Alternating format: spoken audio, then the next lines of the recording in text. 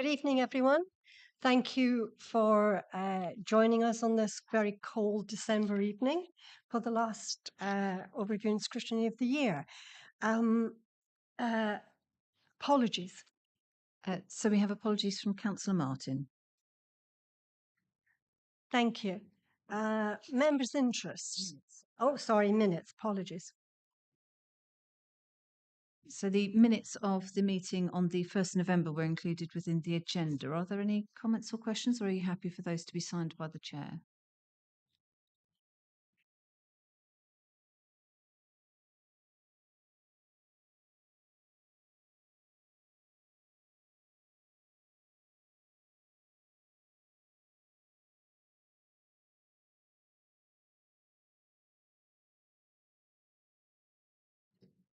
Members' interests. Councillor Wells. Thank you. Regarding the Market Towns Initiative, I have to declare a registrable interest as a resident of the Broadway St Ives, and I have also other non-registrable interests. But because of the registrable interest, I will be withdrawing from item 6 on the agenda for returning after that. Thank you. I have to declare it as an interest as a ward member for St Ives, particularly when it comes to the Market Town paper.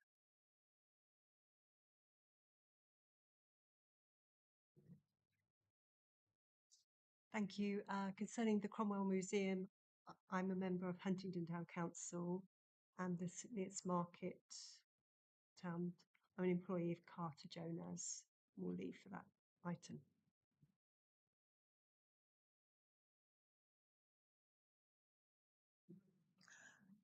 Yeah, just as item 4, I'm a ward councillor for Yaxley.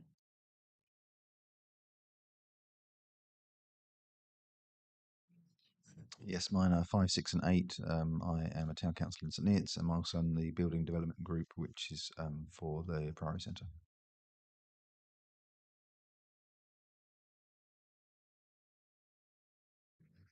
I'm also on the building development group for the Priory Centre.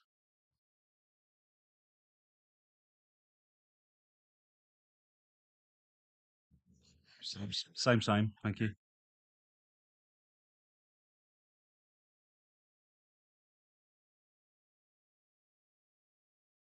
Thank you. We're now on to item 3, overview and scrutiny work programme.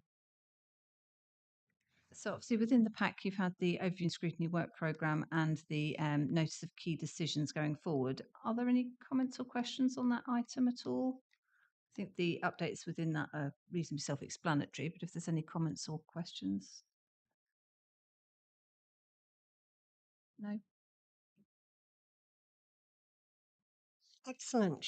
We're now on to item 4, infrastructure funding statement.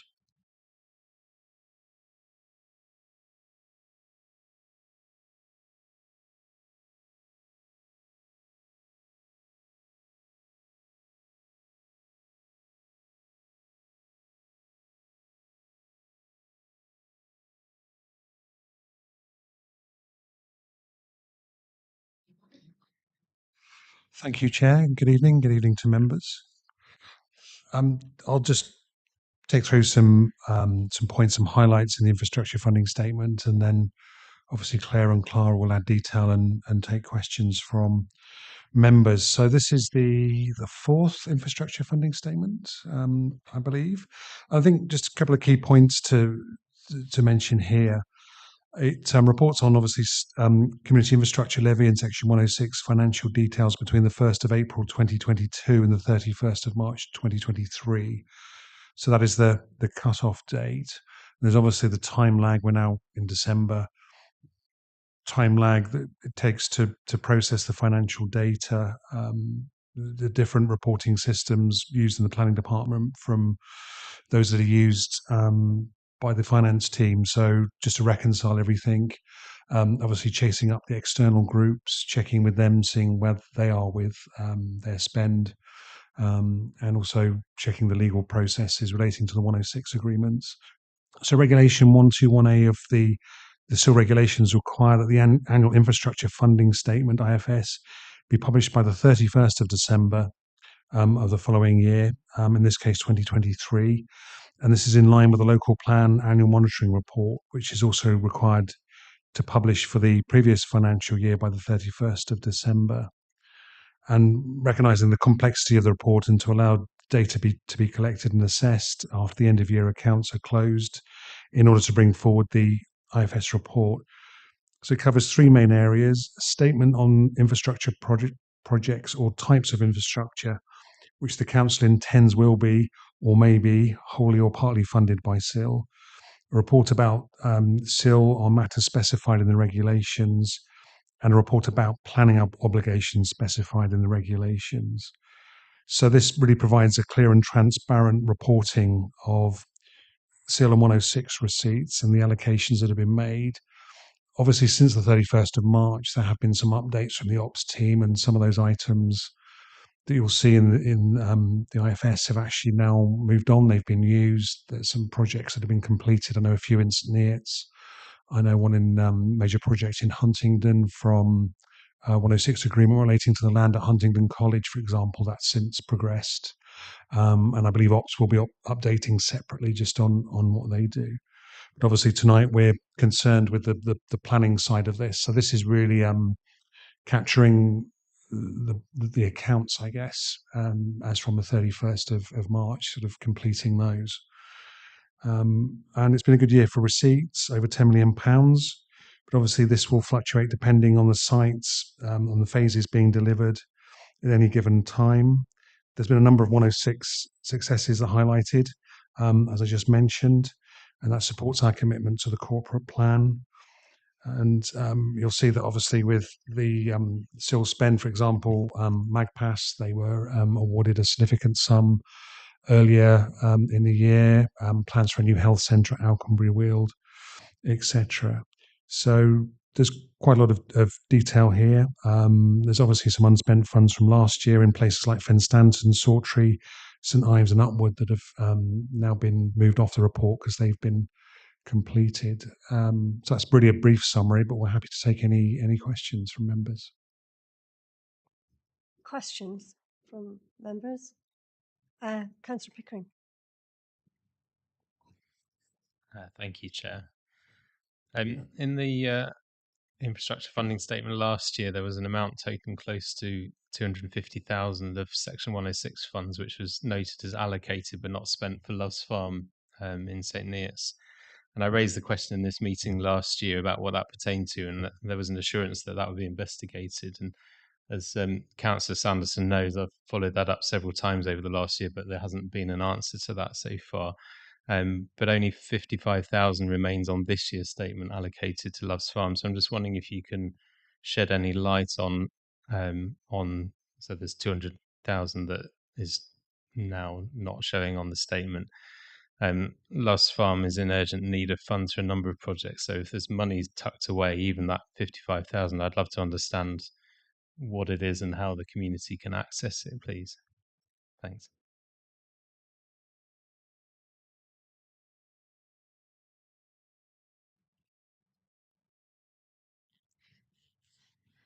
Thank you. In terms of the money that's outstanding, it's with regards to NHS contribution and an allotments contribution. All of the funds have projects allocated, so there's no spare money for any other projects, I'm afraid, that you may have. They're allocated within the legal agreements. The other money from last year has now been dealt with. Those matters, some of those were about financial matters that had to be moved between budget codes because of being spent. And all of that has now been passed where it hadn't been to the relevant partners, so to projects that are within the 106 agreement.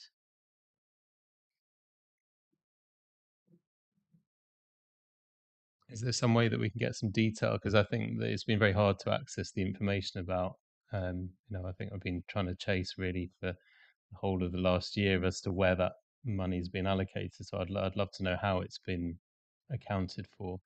And in terms of the 55,000 that's left, where will that money go? If, I think we're sort of 10 years into Love's Farm, and if it hasn't been spent so far, how is it going to be allocated? It'd just be good to understand what the flow of that money is, if that's possible.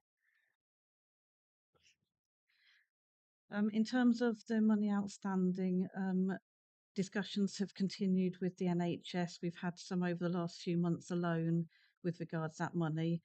The allotments is linked to how it forms into with Love's Farm 2 and the design of that scheme. So that's why they're waiting, because they actually connect. Happy to have obviously some further information with you with regards to the money that was spent, how it's been spent across the different areas.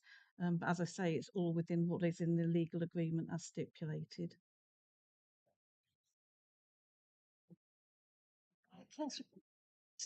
Councillor Gardner.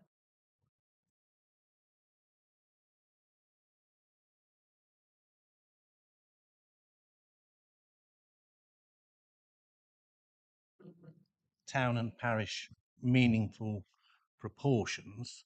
I'm just slightly confused because it's stating that Spaldwick Parish Council would be receiving £5,263.20 for a planning application that, as far as I'm aware, has not been approved.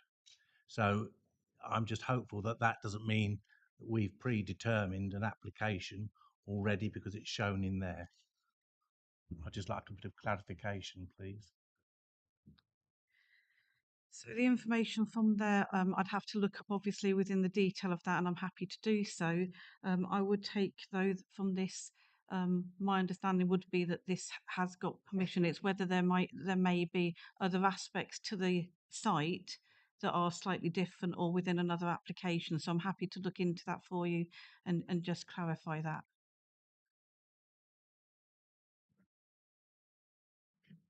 Sorry. Thank you very much for that, because as far as the local member, as I understand it, the parish council only met last month and they were asked to give their opinion and they put forward refusal.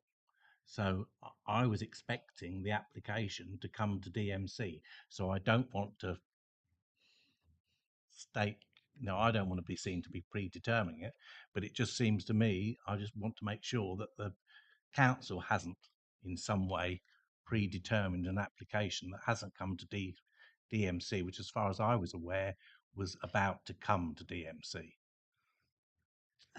I'm certainly happy to double check on this. It may be that these are, so it may be that there's another application on that site, different planning reference, but I'll check that because this would be linked to commencement on the site being notified. So this wouldn't be linked to going through the DMC process. This would be about actually having notification, legal notification, and money coming in through the still demand notice that we then obviously would apportion appropriately to the parish council. But I will certainly check that for you. I will do. Councillor Harvey. Thank you. Within the headline figures, one of the footnotes mentions some in-kind seal payments. Could you just explain a bit more about what they are and whether we've actually had any of those, please? Sorry, could you just highlight where in the report you're referring to, please?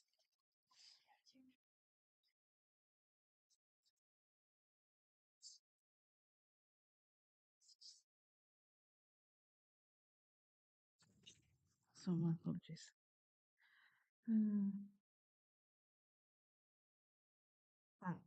Okay, so I believe you're referring to footnote 2. Yeah. So under the SIL regulations, there can be in-kind payments for infrastructure. So as an authority, we have not taken any in-kind payments, but under the legislation that is permissible in certain circumstances. So it's purely stating the legislative point, but for this authority, we have not taken any. Can I just clarify what would we expect in-kind payments to be? What would that look like?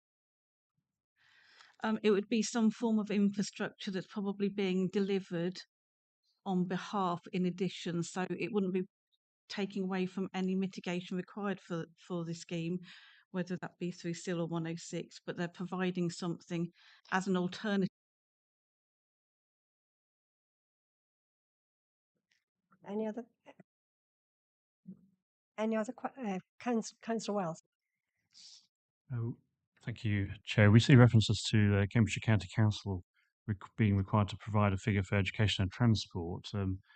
Have you received that figure, or if not, do you know when we are going to expect it, please?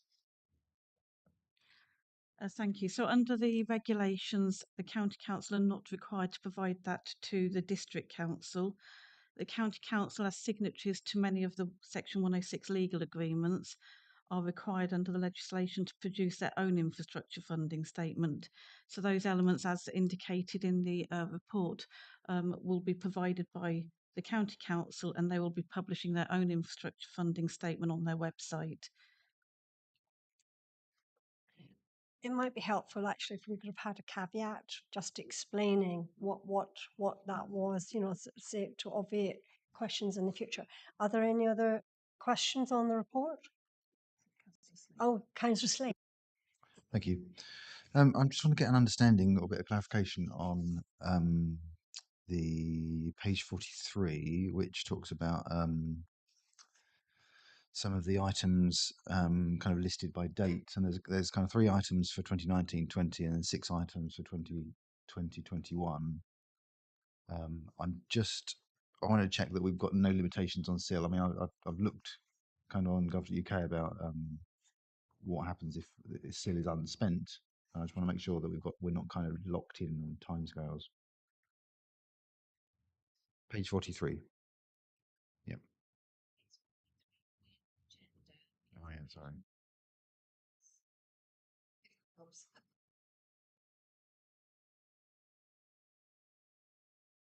Oh yeah, that is confusing, isn't it?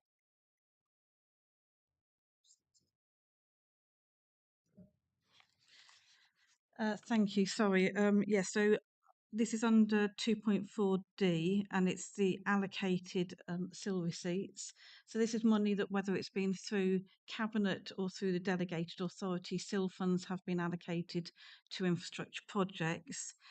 The dates are given of the year allocated. In terms of spend, we have contracts with each of the partners who are delivering infrastructure and have been given funding under SIL. In those contracts, there will be an end date, and that will talk about the delivery. So under the legislation, there is not a point about the timescale delivery, but in terms of when we provide funding to partners to deliver infrastructure, we do include that within our contractual arrangements. You probably noticed as well that there's a reference to a new skate park at Ramsey, and there was 50,000 allocated in 21-22. And under the next item, we're actually talking about extending the time limit on that because the project's fallen behind a little bit. So there'll obviously be fluctuations in projects and when they're ready to come forward. I noticed the health facility for Alconbury Weir, which I mentioned earlier. Of course, they're not at the stage yet of starting that. Obviously, that'd be for us to work with the NHS on. And the Hinchinbrook Park, Country Park improvements, of course, that's an ongoing project as well. There's just 2 highlights there. Thank you. That was my next question, actually, because not all the items, out of the 9 items that are kind of 2-3 years old, we haven't got extensions on all of those. So is that something that we're particularly worried about? No, as I said, they will have contracts. The ones in the contracts will have a completion and end date that we have put within the contract based on the milestones delivery that we've been provided by that relevant partner.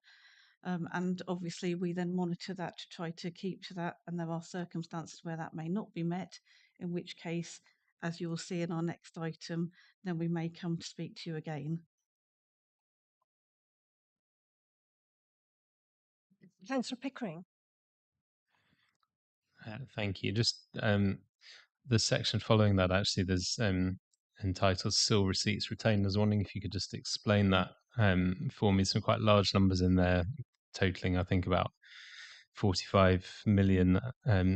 So is this money which we've received for SIL but just haven't actually spent on the projects it's been allocated to? And is it the Is that some, around 45 million? Is that roughly what we'd expect? Is that seems like a lot of money for us to be hanging on to. So I was just wondering if you could clarify what that is and whether it's in line with what we would expect. Thank you. In terms of what we would expect, as has been highlighted earlier, it does vary from year to year depending on the growth of and the schemes that are moving forward at the time. But the 44 million that you're referring to at 2.1, that is the money that we still have, if you like, within our bank account. But a lot of that money has been allocated. So it may have been allocated, but we have not passed those to the partners yet because the delivery hasn't happened. So that's not all the money that we've got available to spend.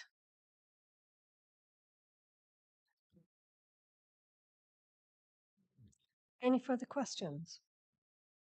Thank you. Oh, sorry, Councillor Harvey. Thank you, Chair. There's quite a large sum of money that is unallocated at the minute. Can you tell me a bit more about that, please? So 2.4B.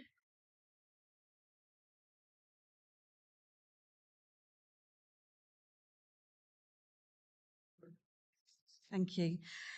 Yes, so that's the sort of difference to the previous question that was referring to the 44 million. Yes, this money is available for allocation. This will link into the item that's also within this report, which talks about our infrastructure list and things that we may need still funding for to deliver infrastructure to support the growth in the district. Within that, I can say that since 31st March 23, when this report runs to, there has been a report to Cabinet about some SIL projects. So we have spent just over £1 million additional, or allocated just over £1 million additional to that. And as you'll all be aware, that there is currently a SIL funding round open. So we'll be expecting to do more on that. But I would also highlight the actual infrastructure list and the elements that we need to be aware of strategic projects coming forward where we may need our SIL funding to help support delivery.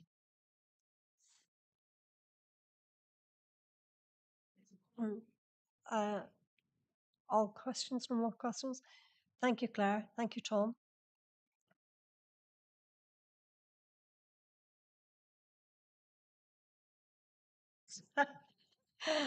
and the next paper is Community Infrastructure Levy.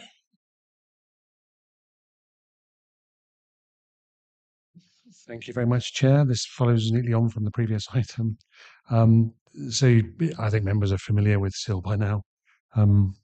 The introduction, the report, just to summarise, where SIL really comes from, Planning Act 2008, and how it fits in again with the Council's corporate plan priorities, improved housing, economic growth, of course, East West Rail, A428, A141 strategic outline business case, and other transport strategies. And under the current arrangements, and you'll be aware that there's a SIL run that's currently started again under the existing governance, which will finish, or application should be in by the 22nd of January. So if you can share that with your parishes if you haven't already. And mentions, of course, the 3 projects. People behind those have applied for an extension of time. So the first one of those is Warboys Village Hall. Secondly, the Wheatsheaf Junction improvements, which I understand work has started. You probably recall there was a very serious accident there about 5 or 6 years ago. Issues about the land ownership in order to get the safety improvements in. So obviously an extension of time. I think Councillor Lowe actually asked me about that a year or so ago. So pleased to see that project progressing, and we can extend the funding available so that can be completed. And of course the Ramsey skate park as well. I'm happy to take any questions. Any questions? Councillor Gardner.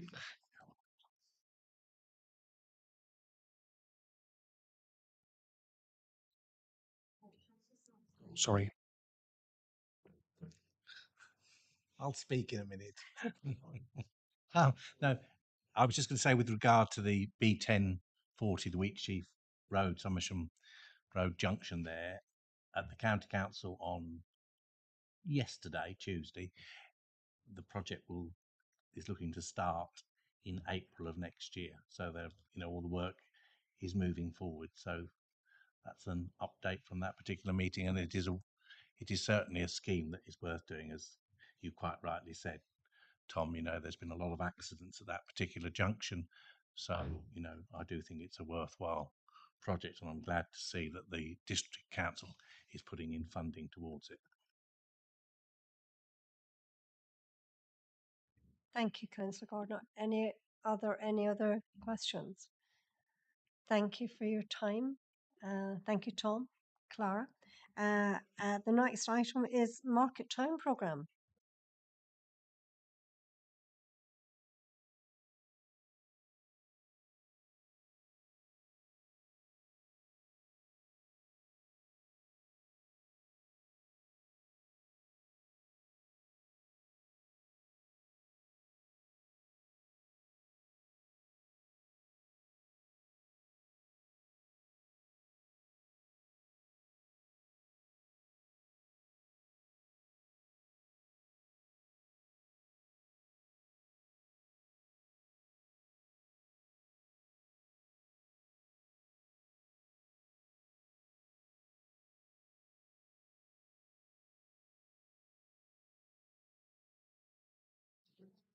Thank you, Anne.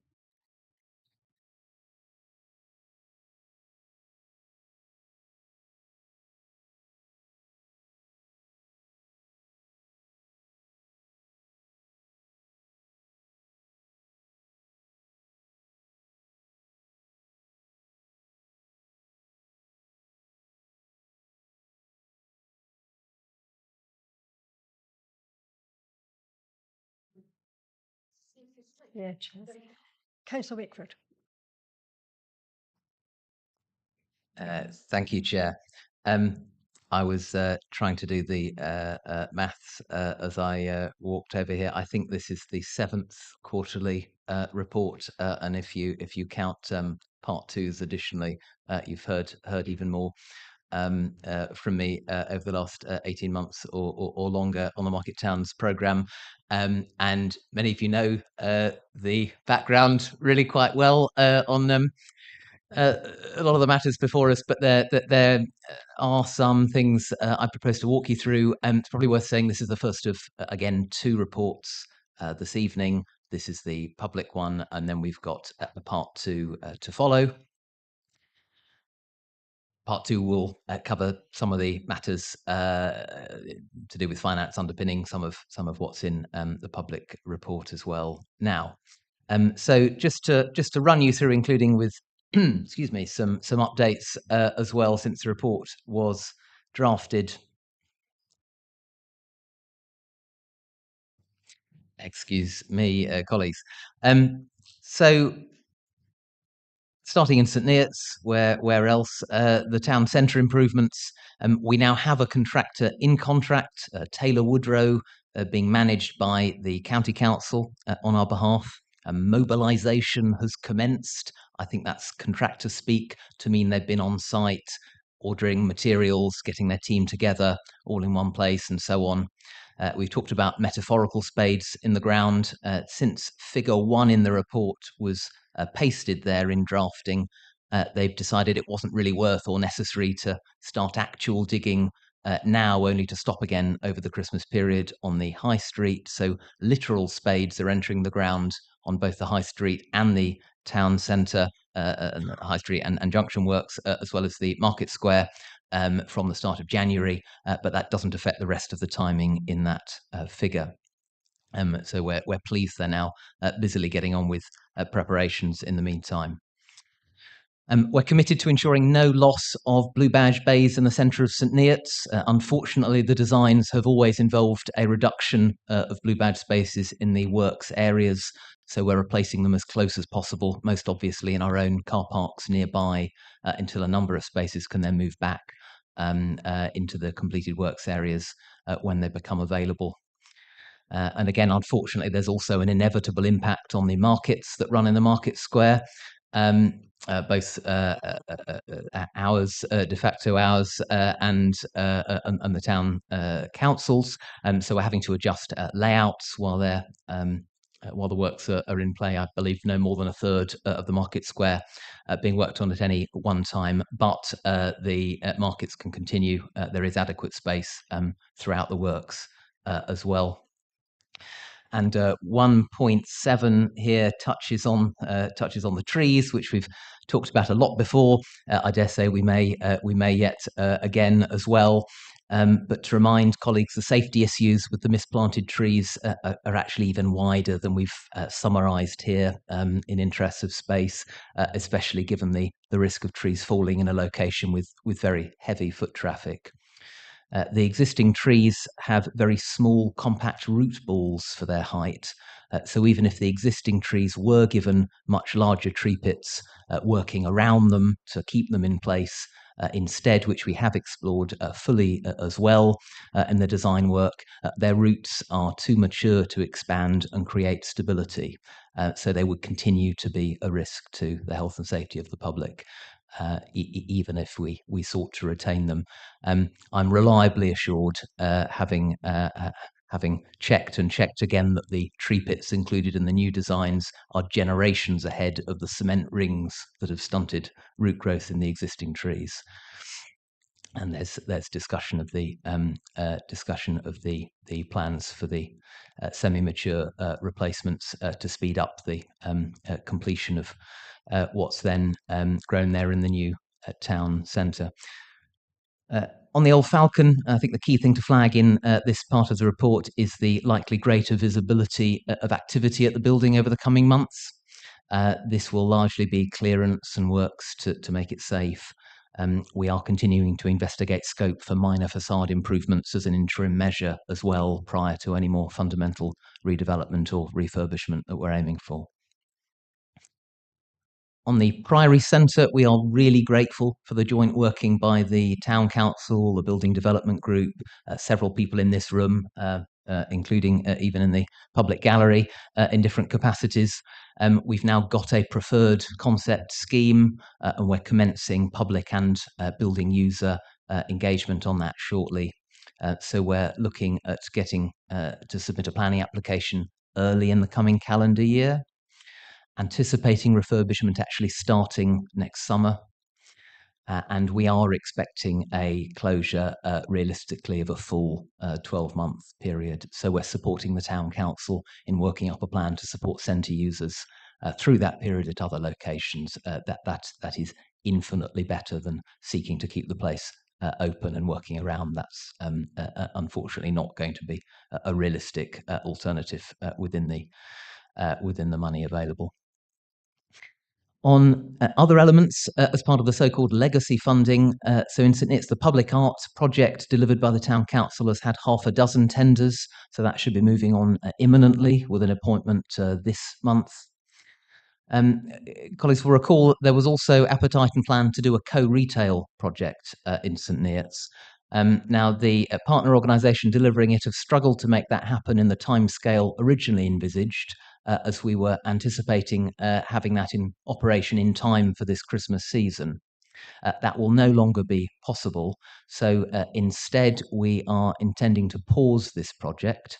It could be recommenced, but this has enabled us to present an opportunity to expand the famous shopfront grant scheme, as discussed here last quarter, to St Neots.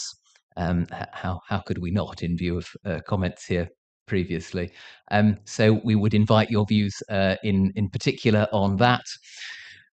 And on the entertainment and stage area, I can update that we've actually had 11 bids as part of procurement. So there's clearly a significant level of interest in that as well.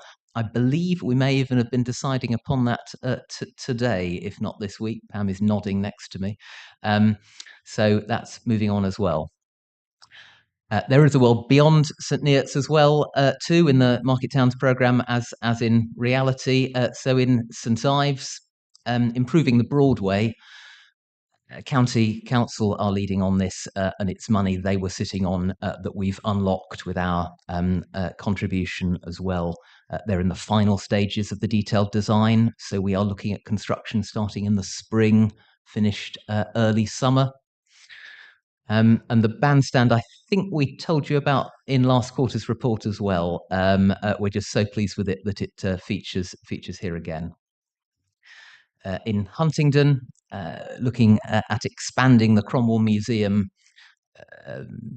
As a Huntingdon town councillor, I know especially, but colleagues from across the district will know as well that the building is very lovely and historically important that the museum is in at the moment, but it really is at its limit for space. And realistically, the only option they can see to expand it is to expand into a new building as their main building to replace it, essentially, and to repurpose the existing one into more of an education centre to support the museum's work. The town and council and its museum have identified some options, so they're working towards an acquisition by the spring. But the report underlines, and I would wish to underline again, that there would need to be more significant further funds to fully realise the vision that they've got there, beyond the scope of the money in our programme at the moment. And so a heritage lottery application is already in process by the town council to assist with taking that to the next stage. And in the shopfront grants scheme, we've had, as of drafting of the report, 12 approvals, coincidentally equally split across Huntingdon and St Ives, and 4 completed at the time of drafting. I know works are underway on some others as well. We're planning some further communications to advertise the scheme again in the new year. And of course, that links to the question about opportunity to expand the scheme that we are then doing the comms to advertise to the other market towns. So I've mentioned St Neots already, but we've also identified some money that we can recycle to expand the scheme to Ramsey as well. Speaking of which, in terms of the Ramsey projects, we've got the two intrinsically linked projects of the public realm improvements and the produce hub, which we've recast as a shop in a box for reasons recapped in the report. And we've actually appointed the same contractor to work up options on this as we're using on the Priory Centre in St Neots. That's AOC.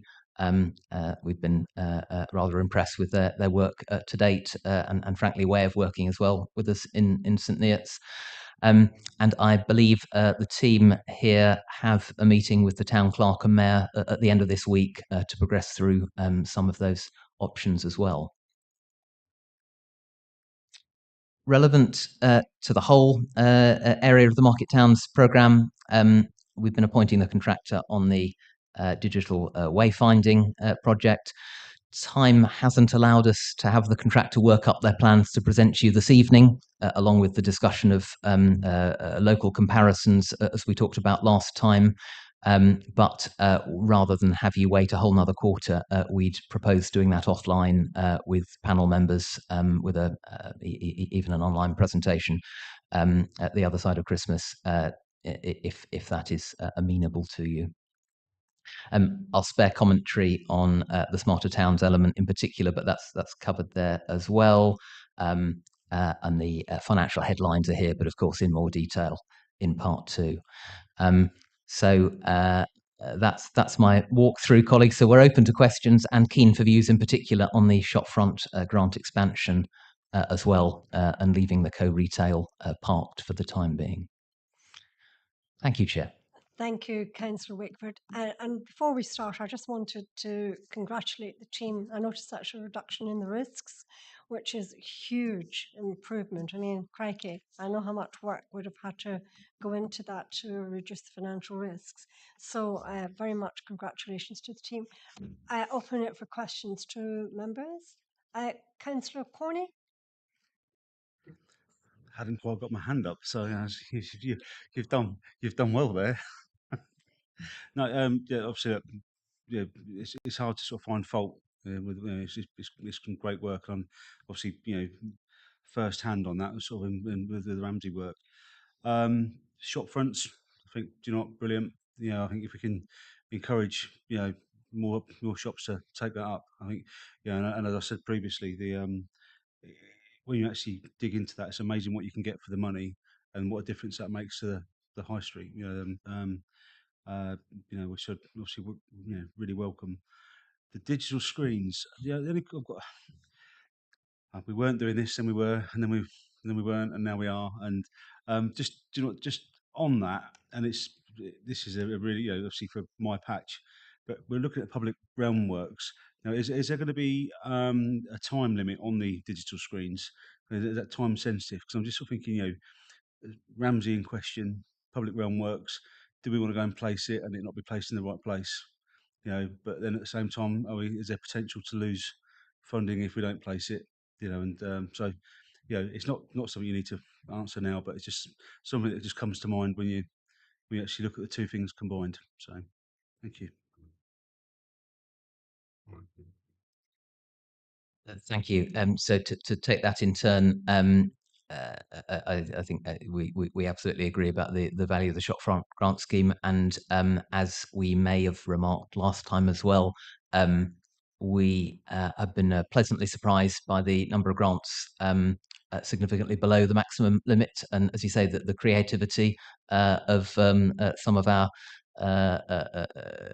shops and other businesses in coming up with plans that actually don't cost an arm and a leg, which will let us use that even further, make the pot of money stretch even further than we previously expected. So I think we can get even more value out of it. In terms of the digital screens, I think our understanding is that we do have the flexibility to allow a measure of common sense to prevail, absolutely, and not sticking something somewhere that we then need to pull out again. But no, it's an excellent point that we will work through. I don't know if there's anything Pam wants to say further off the cuff on that one. Just to add, yeah, just to add, we have now got the company Trueform, who are the company that will be delivering the digital screen project for us. Members may know them, that they're quite a large company that do this type of thing. Transport for London is one of their projects, for example. So there's sort of organisation you could quite easily Google to sort of see the types of work they offer.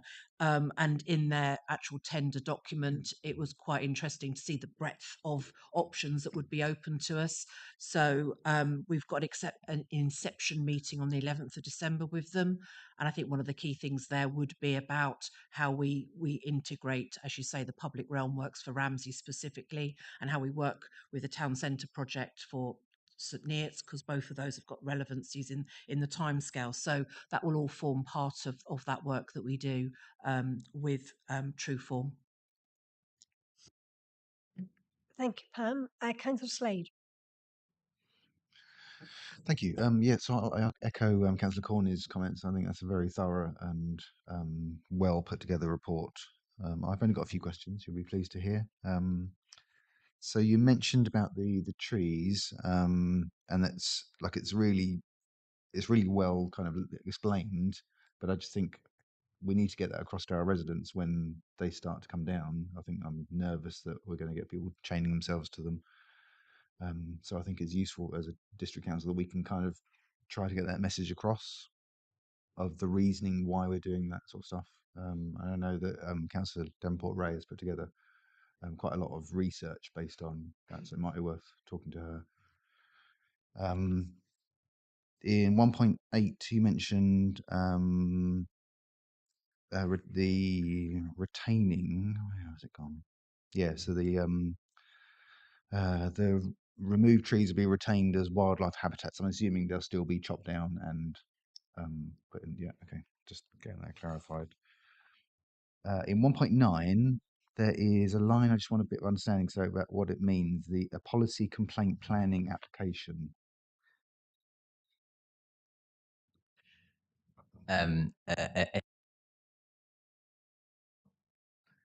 Excellent for spotting our deliberate mistake there. No, that should say a policy compliant planning application. I think it does say a policy compliant planning application. However, it may be my reading on a small screen at this time of the evening. But we mean a policy compliant planning application. Thank you. And yes, on the previous element, yeah, so it would be the logs from the trees that we'd be reusing. Okay, then a final question, which is about resource really. So certainly I've spoken to like Sam and Charlie quite a lot, who are the team I'm working with, the building development group for the Priory Centre and High Street. I'm just concerned, having spoken to them, and they've assured me that actually they're okay, that resource wise they're not overstretched. But I just think it's worth. There's quite a lot of projects in here. I think it's just worth us keeping an eye on making sure they're okay and they've got enough support. Thank you. No, that's really helpful. I would, of course, love it if our Market Towns team was even better, because it is. Let me say that again. I would love it if our Market Towns team was even bigger, because they are small but perfectly formed as things stand. But I think you do draw attention to a good point, which is why, for example, we're not looking to manage the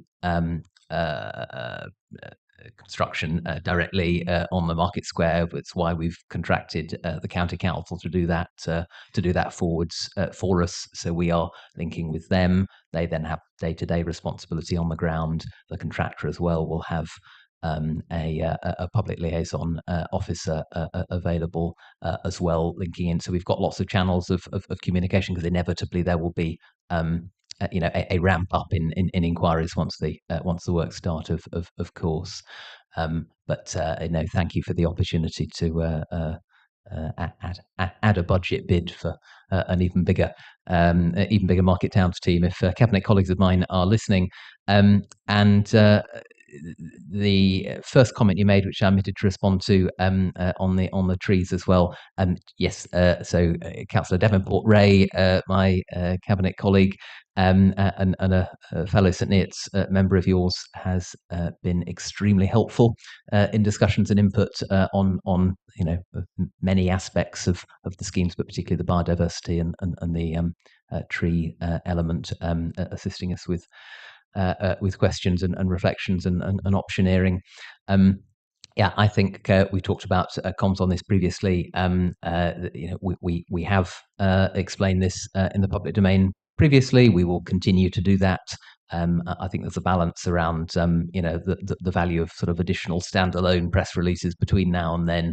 But we absolutely are carefully judging and crafting what we put out into the public domain on this. But there is, you mentioned an anxiety, but frankly, this is not comparable to some of the places that we all have in mind, including local authorities that have had issues with trees. There are some very compelling reasons here that we haven't been able to work out a way around, and we are instead increasing the trees, increasing the biodiversity, the range of species. We are producing a better tree covered market square than we have at the moment. Thank you. Sorry. And in answer to your question about the shop grant scheme, yes, I think that's a really good use of the resources. I too think the shopfront scheme is an excellent use of resources, I have to say. Councillor Jennings. Thank you, Chair. I too think the shopfront scheme is an excellent scheme of resources. So there we go. I have a question about Figure 1 in just after 1.2 in the report. It was the works on the market square have been put back until to allow for Christmas celebrations to go forward this year. Is the intention, because it goes through to that bottom line does seem to go through right till to December, is it likely, do you foresee the opportunity that St Neots will be able to have its Christmas lights switch on in the new market square by that point, or is work still likely to be ongoing?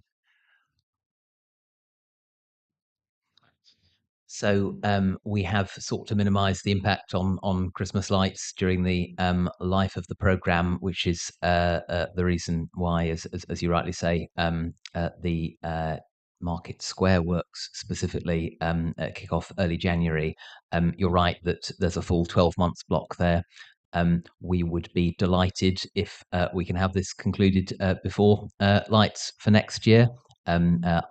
I would like that to happen. We are doing our damnedest to try and make that happen, but we aren't able to commit to that. That would be imprudent of us in terms of the the scale and risks in the project.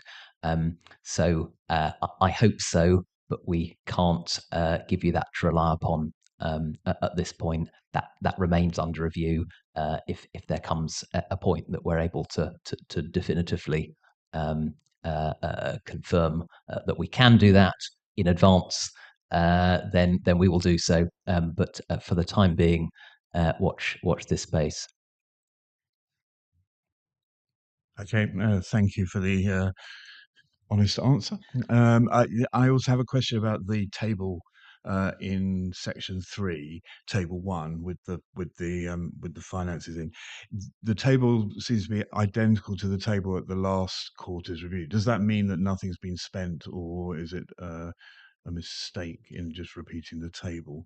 And then when I look further into it, the CPCA money, which is showing at nothing spent out of the 3.1 million funding. I think it's about the third line down. In the summer report, it said that we'd spent 146,000. So we seem to have somehow the numbers don't seem to work because we seem to have gone backwards. I don't know if there's an explanation behind that.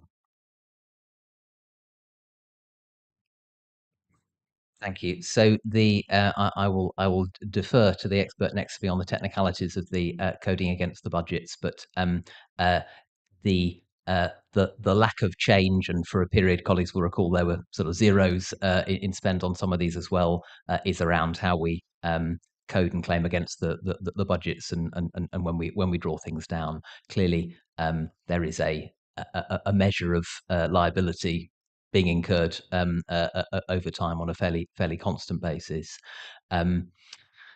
We have more detailed finances in the next report, which I hope will assist us in clearing up the CPCA element. That there is the note there around the reprofiling. We have not reclaimed monies from the CPCA going backwards, so definitely we will check on that one what is being picked up by the zero figure there. So thank you, Councillor Jennings. Unless Pam has an immediate explanation on that one, we will we'll get back to you. So in a nutshell, the way that we have structured the spend for the town centre improvement projects is the funding that is going out of date soonest. So the combined authority funding, like the SIL funding, is where we've got the greatest flex on timescale. So the spend has been mainly against the Future High Streets Fund element of the funding that we've received. But I don't have the answer about the 146. So if I can take that away, I will come back to you with an explanation as to why there's a variance. If I may. Sorry, so we may have found a way of switching in a way that's advantageous for the timing, but we'll check that before saying that is exactly what's happened. Thank you, Sam. Councillor Howell. Thank you, Chair. My question is about the shopfront spending, which I think is great for all the market towns that have got it, but are there any plans to expand it beyond the market towns, please? Or even to certain rural areas in Alconbury, perhaps. Yeah. So the limits of the funding in the Market Towns programme we have are defined by the purpose of the money that came in. So the short answer is no, there are not plans to expand this right now within the money available for the programme. But as we've touched on previously, there are other funding programmes that the council is involved in the options around how we support businesses in our in our more rural areas, relatively speaking, but that includes includes more urbanised more urbanised parts of our more rural areas. So there are different ways of supporting businesses where we've got elements that clearly aren't discussed in the report tonight. That our economic development team lead on with us, for example. So opportunities to do something like this are certainly in our minds, and something we are exploring. But I can't promise to expand this to Yaxley yet. I'm afraid, Councillor Howell. And unless Pam has found some money that I've forgotten about.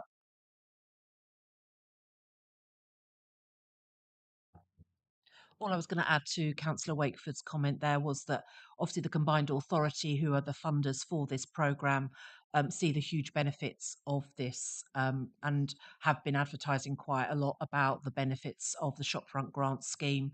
I think they actually would quite like to see this being rolled out wider than the Market Towns initiative. But as Councillor Wakeford has said, the funding that we've got currently is specific to Huntingdon and St Ives for the 200,000. Obviously, the co-retail pause has enabled us to expand to St Neots, and obviously with Ramsey, we've been able to find a bit of a sort of a slush fund to sort of support the Ramsey businesses. But I do think there is a recognition that outside of the market towns, there are areas that could benefit from this. I think if we were to expand it or adopt it as a project, almost like a standalone extension to the current project, we would have to sort of seek sort of the criteria. So it may well be something that we would come back to scrutiny with to explore, you know, from yourselves, what type of criteria would make sense for the rural communities or outside of the market town areas, so that we could make it as achievable as possible and actually sort of hit the people that you know, everybody around the table recognise may well benefit from this type of initiative. Thank you, Pam. Councillor Gardner. Thank you very much, Chair. Well, as you might well expect, I fully agree with Councillor Howell, and I really would like to see our rural areas get some benefit from this scheme, because I do believe that rural areas are neglected to a degree, and I think we should be, you know, looking to the ways we can improve our rural areas. So I do think that is should become a priority of this authority once we've sorted the market towns, that how we can improve the lives for our rural residents, because they are every bit as important as those people that live in towns. That's point number one. Point number two, really following on from Councillor Slade's comment with regard to the trees in St Neots, I know I've banged on quite a few times about how are you actually going to inform residents what the reasons why the trees have got to come down. Because I think if you don't put out proper, you know, literature to residents, you run the risk of there being demonstrations when the people start to see trees coming down if they don't know the reasons why beforehand. And I just think if you're not careful, you could end up with demonstrations and everything else, which really you've got the valid reasons, but I haven't yet seen any why you know, how you're getting that across to residents, both in the towns and in the rural areas, because you're not just dealing with the townsfolk, you're dealing with people that live in the rural areas that come into St Neots to shop, and they will be every bit as affected as those that live in the town. So I do think you ought to be very careful and have at least a plan of how you're going to get this message across to residents, because I haven't seen, I might be wrong, I haven't seen how you're going to do it to date. Thank you, as ever, Councillor Gardner. So to take those in order, on your first question, first point there, I say supporting our rural areas and rural residents and their communities is a priority of this administration. So I agree with you, it should be, and it is.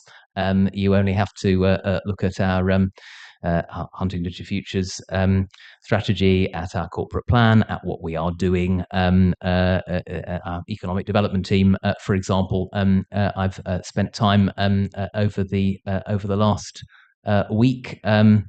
Only in rural parts of our district, looking at around what more we can do to support the economy and jobs and opportunities. I think there is a distinction to draw as well between benefiting our rural residents, and clearly a lot of our residents in more rural areas come into market towns to do shopping and leisure activities, and so the benefits of the Market Towns programme are clearly felt beyond just the people who happen to be resident in the market towns. But there is a separate point that you rightly draw attention to as well, around the health of the economy in the rural parts themselves. So we are as one, Councillor Gardner, on the importance of that. But I certainly salute your advocacy for quite rightly for the needs of your residents, which you've been doing for longer than I've been on this council. I'm well aware. So I do applaud that, but we are also working quite hard on it already. On the second part of your question, so we have said this in the public domain previously. We have got FAQs published.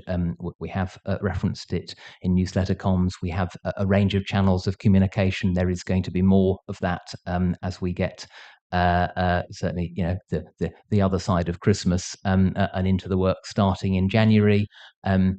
We have opportunities, as I think we've touched on here before as well, around the hoarding around the works, to explain what's happening as well, which will be visible for people who aren't on our email or comms lists or reading us on social media as well.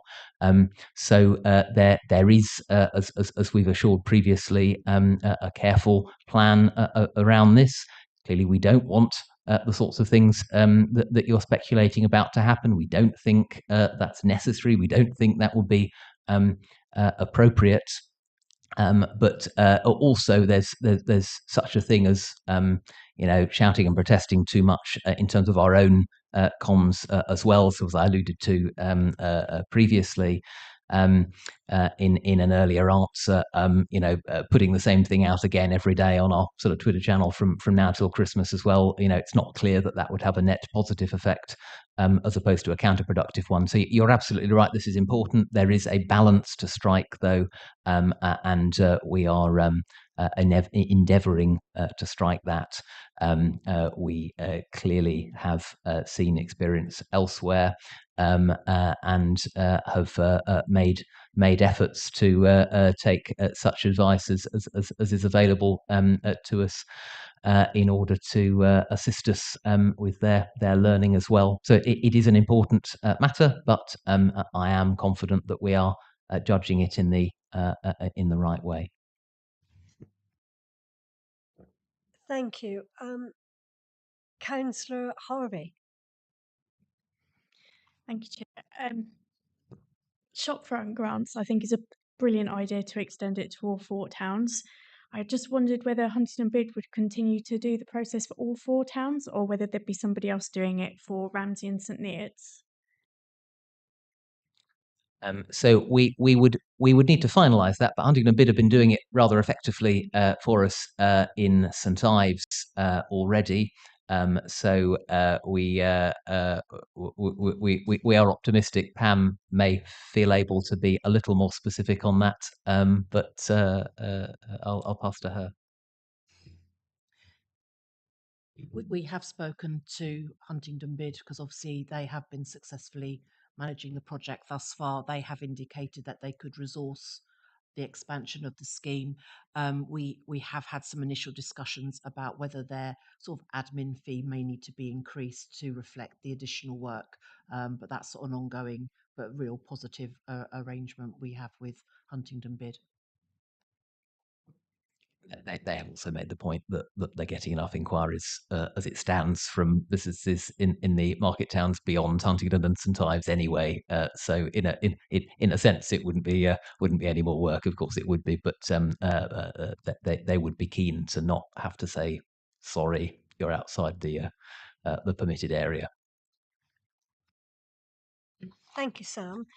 Yeah, I mean, it's obviously a very, very popular and very cost-effective scheme. Councillor Pickering. Thank you. I've got two questions relating to St Neots, the Market Square.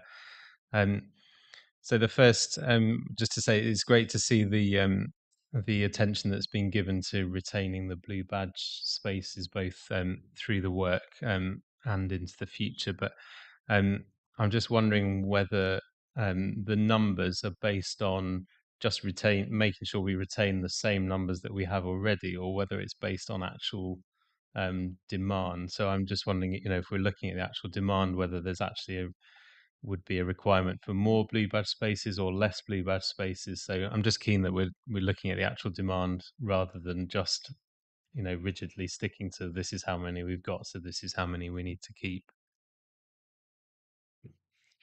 No, it's a really good question. So there are obviously structural pressures upwards in terms of the likely use of the spaces. Sort of thinking longer term, St Neots is growing, as you don't need me to tell you, as well as more generally across our district with an ageing population and blue badge numbers. May well rise over time. We are doing both in short. So the parking team outside my portfolio area, but have been conducting work assessing usage of spaces. We will continue to measure that once the interim measures are in place. Bluntly, there is scope for us to retain, for example, more of the temporary blue badge spaces in HDC car parks than the current maths would suggest, if we need to. So at the moment, the suggestion is to, well, at the very least, we will retain the current number by relocating them temporarily. Then when new spaces come on stream again in the Market Square, we could then correspondingly reduce the number in the HGC car parks, but we could not, or we could reduce it by a smaller number depending on usage. So yeah, we have looked at usage now with the current layout. We will continue to look to monitor the interim layout to make sure that there absolutely is an evidence base. But I think every expectation is that it's more, not fewer, blue badge spaces that we're going to want. Yeah. So the other point I should underline, perhaps to state the obvious, but Councillor Sanderson was in the room earlier, isn't currently a county councillor with whom I've discussed blue badge spaces on a number of occasions. It is, of course, not our responsibility as a district council to provide blue badge spaces in general. We provide them in our car parks, and we are, of course, seeking to ensure we're not losing any as a result of the programme. But clearly, we're not the county council, and they have the relevant statutory duties. But we work closely with them on this. So we are doing what we can. But I must just remind people we are not actually the responsible authority.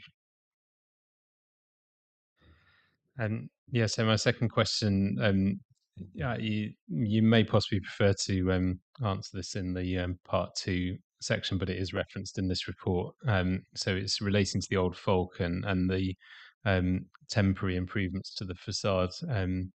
So in the last report, we had quite a long discussion about options for the facade improvement. So I just wondered if you were able to give any more of an update than, just that we're continuing to consider them. What options are still being considered for improving the facade of the Falcon? Thanks. So we've previously taken a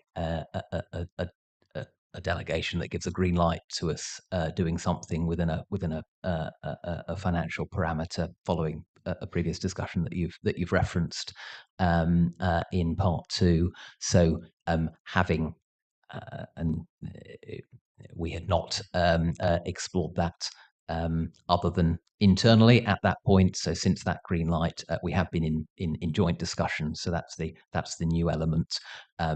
We are exploring all of the possibilities in practice, informed by discussion here previously. I don't think there's more we're able to say in this space right now, unless Pam feels able to and wishes to add. She's shaking her head. So that is that is a little vague for the time being. But we, as I say, we've taken the authority that you've endorsed us taking, that Cabinet decided 2 months ago, and so those discussions are now underway with the building owner. I think unless there are any further questions, I think we should move on obviously to part two, at which point, are there any other questions before we move? At this point, I'd like to exclude press and members of the public. That public be excluded from the meeting because the business to be transacted contains exempt information relating to the financial and business affairs of any particular person, including the authority holding the information. At that point, we'll stop filming and go on to